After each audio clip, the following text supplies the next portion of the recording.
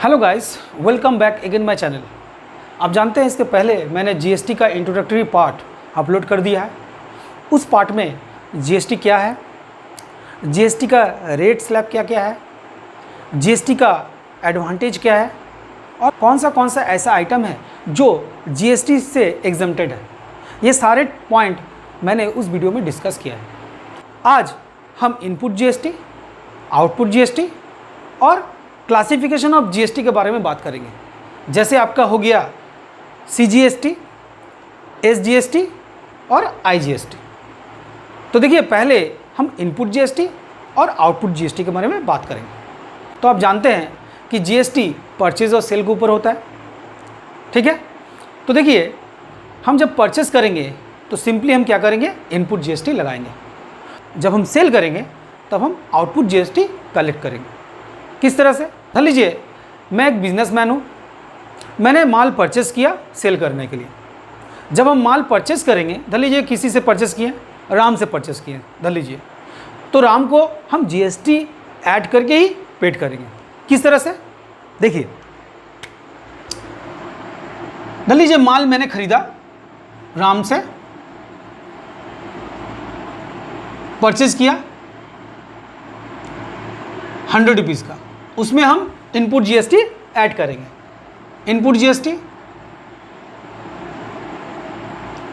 Suppose GST आपका 18% है, 100 रुपया का 18% कितना हुआ, 18 रुपया। तो हम 18 रुपया ऐड करके राम को 118 रुपया हम पेड कर देंगे। पेड करने के बाद अब इस माल को हम शाम को बिक्री करेंगे, ठीक है। तो जब शाम को बिक्री करेंगे तो ऑब्वियसली जनरलिटीज क्या होगा,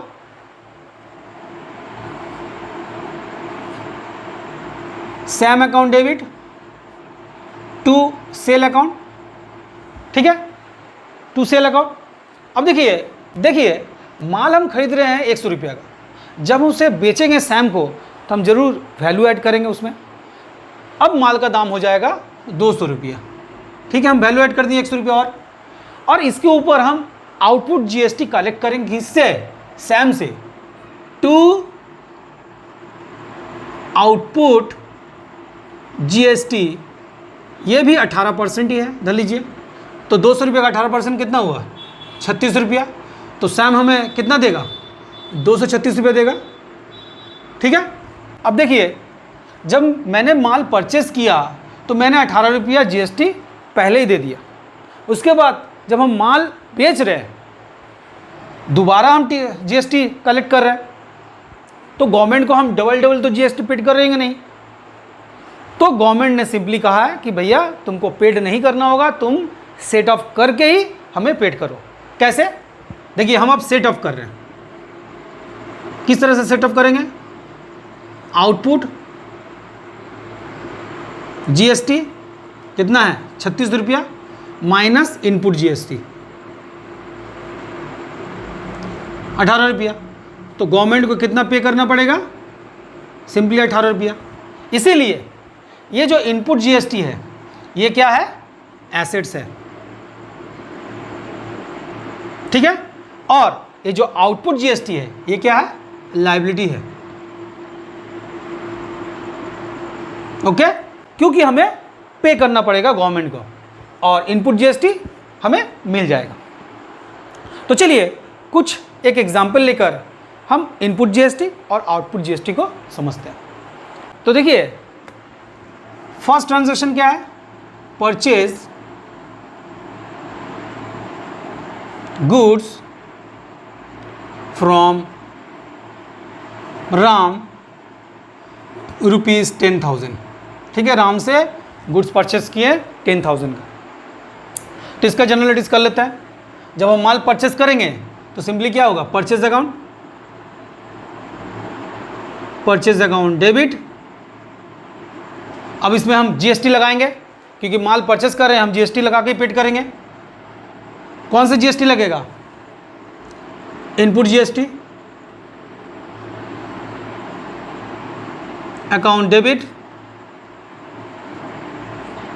टू राम अकाउंट, राम को हम पेड कर रहे हैं, आपका हो गया 10,000 और इसके ऊपर हम 18% GST लगा रहे हैं, 18% GST, तो आपका हो गया 1800 रुपया और आराम को पेड करेंगे 11,800 रुपया सिंपली। ठीक है, सेकेंड वाला देख लीजिए, sell goods to Sam for ₹20,000। ठीक है, इसमें वैल्यू ऐड कर दिया 10,000 और अब इसका जनरल डिस्केस क्या होगा,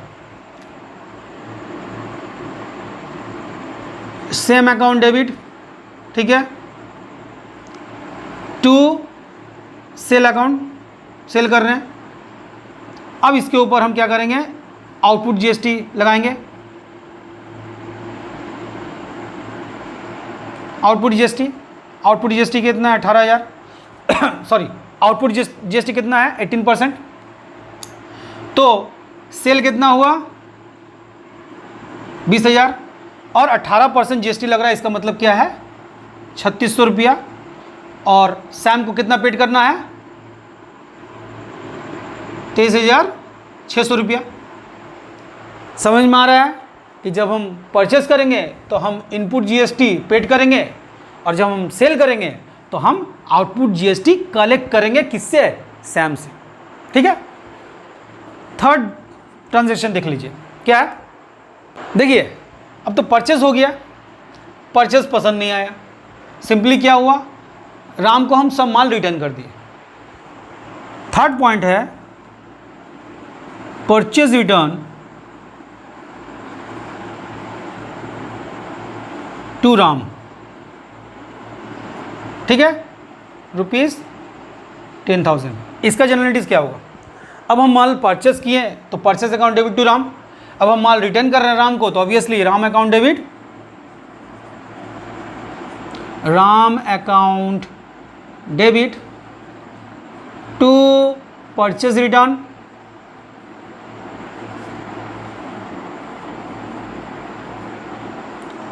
to purchase return account, to input GST। जिस तरह से हम GST पेड कर रहे हैं उसी तरह से हम GST हम रिटर्न भी ले लेंगे। ओके, तो आपका 10,000 GST 18% लगा है, मतलब 1,800 रुपया, और राम को हमें पेड करना पड़ेगा कितना 11,800। सिंपली इस तरह से अब जब परचेज रिटर्न होगा तो हम जनरलिटी इस तरह से करेंगे। उसी तरह से सेल है, sell good to Sam, Sam को मैंने माल बिक्री किया, अब सैम क्या कर रहा है, माल हमें रिटर्न बैक कर रहा है। फोर्थ जनरलिटी क्या है, सेल्स रिटर्न बाय सैम ₹20,000। अब सेल्स रिटर्न हो रहा है तो सिंपली जनरलिटीज क्या होगा, जब हम सेल कर रहे हैं तो जनरलिटीज क्या था, Sam account debit to sale account. उसी तरह से जब हम सेल्स रिटर्न करेंगे तो सेल्स रिटर्न अकाउंट डेबिट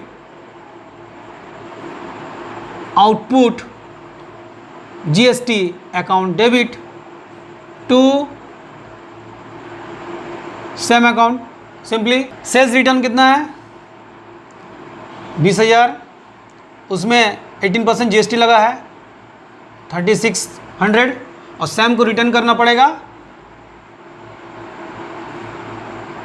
23,600। ठीक है, फिफ्थ एंट्री क्या है, commission receive,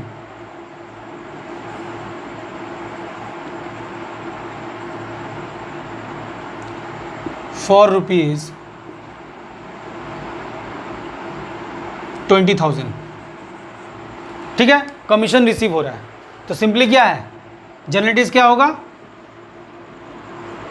cash account debit to commission receive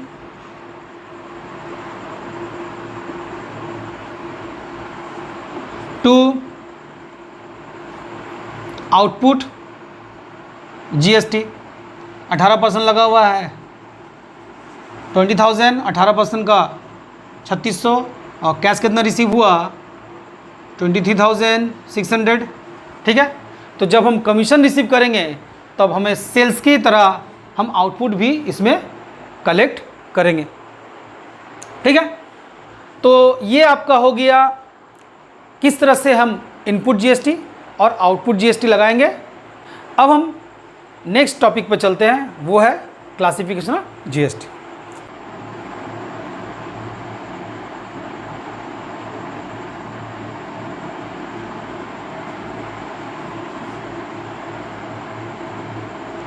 ठीक है, क्लासिफिकेशन ऑफ जीएसटी वो 3 टाइप का होता है। क्या क्या है? पहला है सीजीएसटी। ठीक है, सीजीएसटी का मतलब होता है central goods and service tax. ठीक है, सेकेंड होता है SGST, state goods and service tax. ठीक है, थर्ड आपका होता है आईजीएसटी। आईजीएसटी का मतलब हो गया integrated goods and service tax. ठीक है, अब हम जानेंगे कि सीजीएसटी और एसजीएसटी को क्या हम लोग कहते हैं। सीजीएसटी और स्टेट को हम कहते हैं intra state supply. Intra state supply, इसका मतलब स्टेट के अंदर ही ये सप्लाई हो रहा है। ठीक है, और इंटीग्रेटेड गुड्स एंड सर्विस इसे हम कहते हैं इंटर स्टेट सप्लाई। ठीक है, अब हम जान लेंगे कि इंट्रा स्टेट ऑफ सप्लाई किस तरह से हो रहा है। देखिए, इंट्रा स्टेट ऑफ सप्लाई, जैसे माल बेचा जा रहा है स्टेट के अंदर ही। कैसे? दिल्ली से माल दिल्ली में ही बेचा गया, इसे हम इंट्रा स्टेट सप्लाई बोलते हैं। Intra state supply. ठीक है, इंट्रा स्टेट सप्लाई। और जो जीएसटी लागू होता है वो क्या होता है? धर लीजिए जीएसटी आपका 18% लागू हो रहा है, तो 0.5% सेंट्रल गवर्नमेंट ले लेगा और 0.5% स्टेट गवर्नमेंट इसको कलेक्ट करेगा। 18% का आपका हो गया 9% और 9%। ठीक है, अब थोड़ा एक एग्जांपल से समझ लेते हैं कि अगर इंट्रा स्टेट सप्लाई होता है तो किस तरह से बिल जनरेट होगा। धर लीजिए माल का दाम आपका, गुड्स का दाम आपका हो गया 10,000 और इसके ऊपर 18% जीएसटी लगा हुआ है, तो बिल किस तरह से जनरेट होगा? माल का कहाँ सप्लाई हो रहा है? स्टेट के अंदर ही। तो देखिए सेल बिल जनरेट हो रहा है, सेल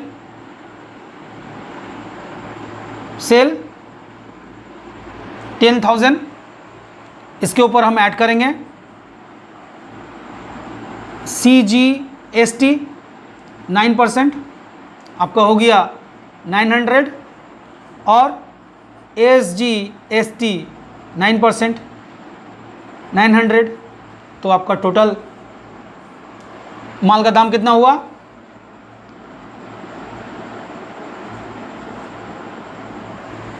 11,800।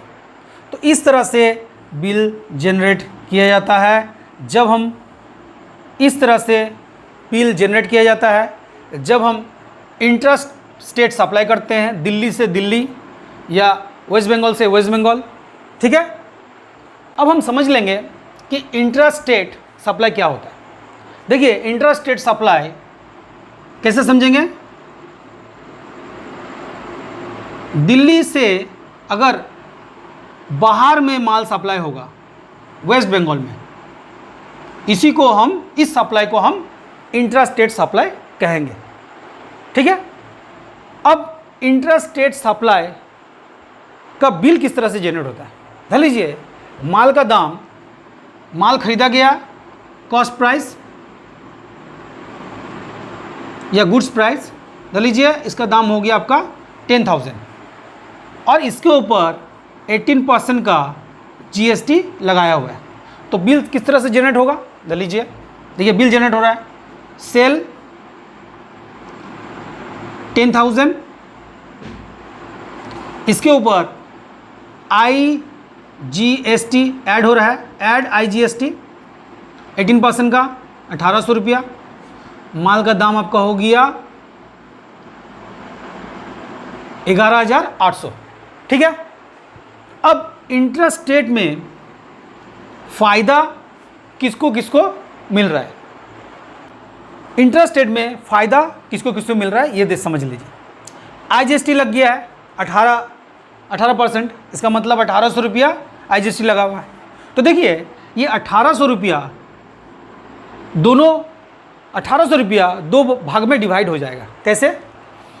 9% आपका CGST सेंट्रल ले लेगा और 9% आपका SGST।